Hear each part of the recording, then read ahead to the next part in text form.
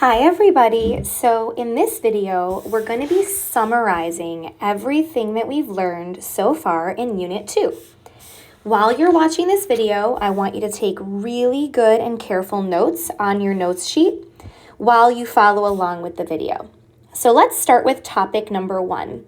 In this unit, we started by talking about different types of slope. The first type of slope that we learned about is increasing graphs, which have a positive slope. So if you look at this graph, the line is going uphill. What we say is that this line has a positive slope, and so we say that this graph is increasing. The second type of slope is a negative slope, which means the line looks like it's going downhill. We say that this graph has a negative slope, and so the graph itself is decreasing. Now, there were two special types of graphs. The first was a perfectly horizontal line. It's going straight left and right. We say that this line's slope is 0, and we say that the graph is called constant. One way to remember that is that if you went sledding on a hill that was perfectly flat, this would be 0 fun. The second special type of graph is a vertical line, and a vertical line's slope is what's called undefined. We say that the graph is vertical, and a way to remember that would be to think, man, if I went sledding on a hill that was going straight up and down, I would no longer exist.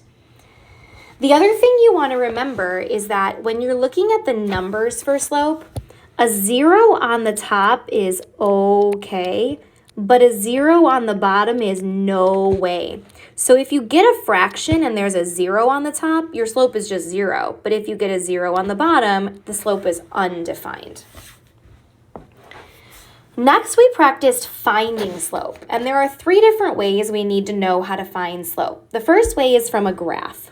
When we're finding slope from a graph, we're always going to think in our heads, rise over run. The rise is going to be in the up or down direction on the graph, and the run is going to be in the right or left direction on the graph. So step number 1 is to find 2 nice points. On this graph, there are a couple different points that I can pick from. These 2 points are nice points. Now we're going to draw like a little slope triangle. So the rise of this slope triangle would be here, and the run for this slope triangle would be here.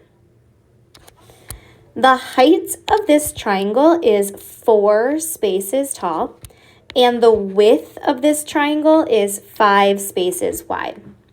So if we were to make our slope fraction, we would say that the slope is 4 over 5.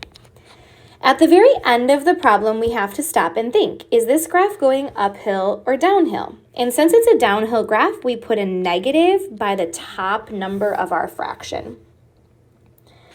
Now, if we've got a table, we're going to look at the patterns on both sides. So we're going to look at the y pattern goes on the top of our slope fraction, and the x pattern goes on the bottom of our slope fraction. In this table, the y pattern is going up by 8, and the x pattern is going up by 4. So if I make my fraction, I would say that I put the 8 on the top and the 4 on the bottom, which means when I simplify that on my calculator, I just get 2, and we can put that over 1 to make it look like a fraction. The last strategy for finding a slope involves when I give you 2 points. In this case, your strategy is going to be to make a table. That way, we can do this problem exactly the same way as we did the previous example. So when I make this table, I'm going to have my x and my y side of the table. This first point right here, just like the numbers are next to each other in the point, they're going to go next to each other in the table. So 7 and -4.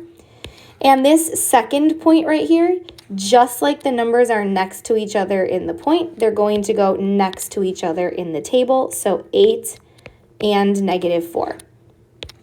Now I can use my same strategy as when I had a table. So the y pattern is 0 because it's not changing, and the x pattern is +1.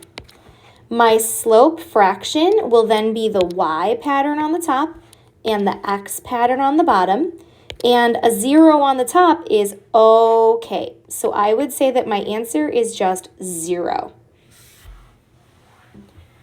Next, we talked about interpreting key features. So interpreting the slope and interpreting points from a graph. If I said to you, interpret the slope, then what I'm asking you to do is use words and numbers to explain what the slope means. So step number 1 is going to be to actually find the slope. On this graph, my slope is going to be connecting 2 of the nice points. I'm going to go ahead and connect the first 2. My rise would be right here, and my run would be right here. Now the height of this graph, because the y values are counting by 5s, this triangle that I drew is actually going to be worth 10 in the up and down direction. Let me write that a little bigger. It's going to be worth 10, and it's going to be worth only 2 in the right and left direction. So my slope fraction will be 10 over 2, which simplifies to 5/1. Next, we're going to add some labels to our slope fraction.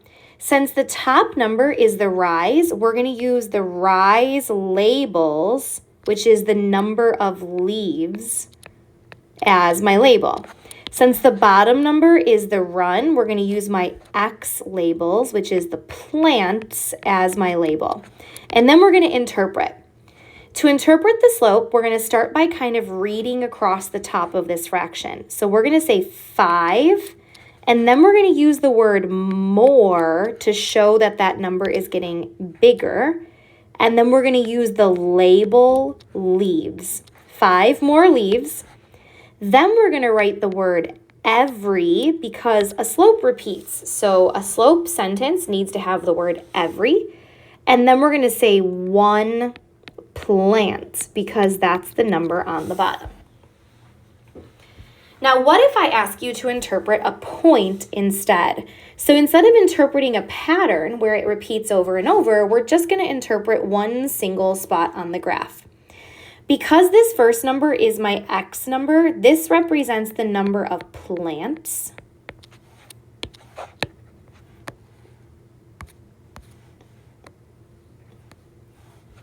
So I'm just going to label that is the number of plants. And since this second number represents my Y number, that represents the number of leaves. So we're going to write at, because we're not saying every, we're not saying this repeats over and over, it's one moment in time. We're going to say at 3 plants,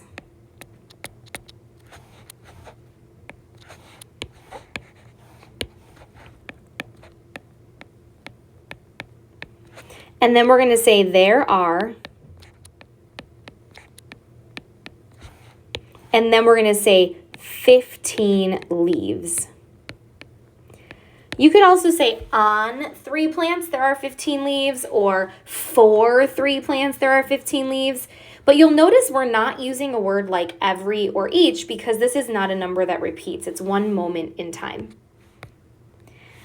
All right, the next topic we learned in this unit was how to write the equation of a line. And we said all equations really work the same way. You're going to start with either y equals, or if you want to be fancy, you can write f of x equals, because y and f of x mean the same thing. Now, the first number in my equation, no matter what, is going to be my y value. Then I'm going to have my slope number, which could be a plus or a minus, depending on whether the slope was positive or negative. Then I'm going to have a parentheses, x, and inside of that parentheses, there's going to be the x value. And that number was special.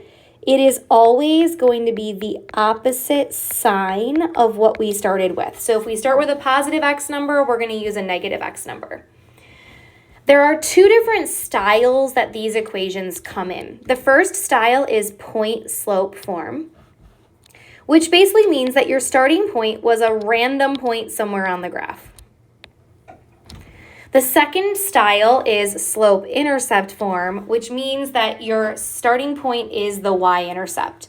So for point slope form, the starting point is any point.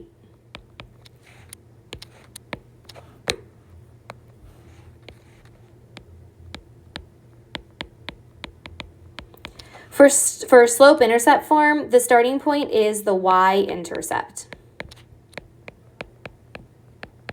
So it has to have 0, something.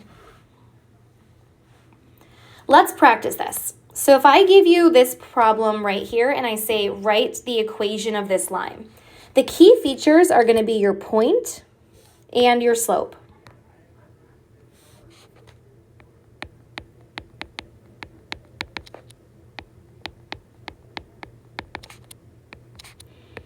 Now, it doesn't say specifically here that we have to use slope-intercept form or point slope form. We can pick any starting point we want. So I'm going to choose to use this starting point right here because it's the first one in the table. So I'm going to write the 8 and the -6. Now my slope I have to find using the strategies that we already practiced. So the pattern on the right side is +6 and the pattern on the left side is +2. Which means my slope is going to be 6 divided by 2, which simplifies to just 3. When I put together my equation, I'm going to have y equals, then I'm going to use my starting y value, which is -6. I'm going to use my slope number, which is 3, and then parentheses x, and inside of the parentheses, I'm going to put my x number, but I'm going to make it a minus because it's going to be the opposite.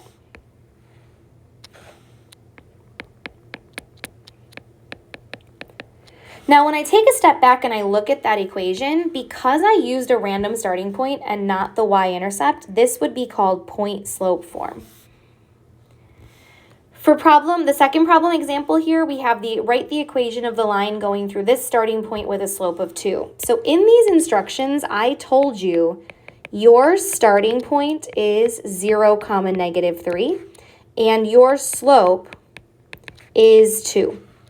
If we write this equation, we're going to have y equals, and then we're going to use our y value first, which is -3, our slope value next, which is +2, and then we're going to put x, but we don't need the parentheses x -0 because x -0 is just x.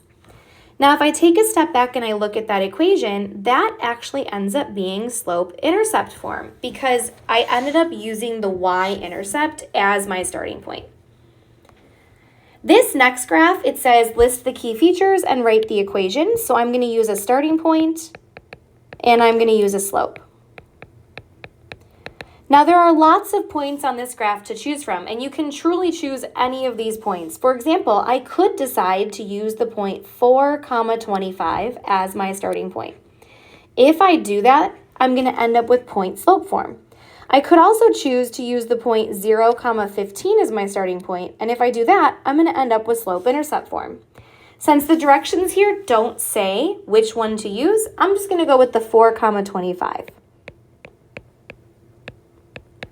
Now my slope here, my rise is 1 box tall, but every box here is worth 5. So that's going to be a rise of 5, and my run is 2. If I put this together and I make an equation, I have y equals 25 is my y value, plus 5 over 2, and then parentheses x. And once again, my x number needs to be the opposite, so minus 4. Because the starting point I ended up using here is a random point and not the y-intercept, this is point slope form. Now the last topic that we've been learning is how to graph a line. So when we graph a line, there are 3 numbers we need to identify. The first number we need to identify is the slope. And the slope is always going to be located to the left of x in the equation. The x value of a point is going to be inside of the parentheses to the right side of x. And if there's no parentheses, then the x value is actually 0. And the y value of a point could be at the beginning or it could be at the end of your equation. It's kind of a floater. It can move and change depending on the style of equation the person who wrote it tried to use. For problem number 1 here, I'm going to identify my key features, which are a point and a slope. Now this equation does not have a parentheses, so right away I know that my first x value is 0. My slope is easy to find because it's always to the left of x, which is 2, and I'm going to write 2 over 1 to make it easier to graph. And the number that I haven't used yet is the -3. Now my strategy for graphing is going to be to graph my starting point first. Since this is a y-intercept, it should be somewhere on the y-axis here. So I'm going to put my starting point at the 0, -3, which is right here. From there, my slope says to go up 2 and then go over 1. So I'm going to be drawing a slope triangle that looks like this. I'm going to go up 2 over 1, put a new point. Up 2 over 1, put a new point. And I'm going to keep repeating that process until I run out of room. If I want to go backwards, I can just copy that triangle and go backwards. And then I can draw my nice straight line using my straight edge. For the next example, we're looking at a little bit of a longer equation because this equation did not use the y-intercept as the starting point. So in this equation, I need to find the point and the slope. Slope is easiest to find. It's always right before the x on the left side, so -2 over 5. My x coordinate is the next easiest because it's just to the right side of the x, which in this case makes it a +3. Don't forget that that's always the opposite of whatever you start with. And my y number, which can be a floater, happens to be at the beginning of this equation, so -4. Once again, I'm going to graph my starting point first, which is 3, -4. So I'm going to start right here. And from there, my slope says to go down 2 over 5. Now, if I try to do that, there's not quite enough room on this graph to make that happen. So instead, I'm just going to back it up, and I'm going to go left 5 and go up 2. That means that my line looks like this. All right, thank you all so much for watching. The next thing that you're going to be working on is your practice quizzes to see if you know what you're doing.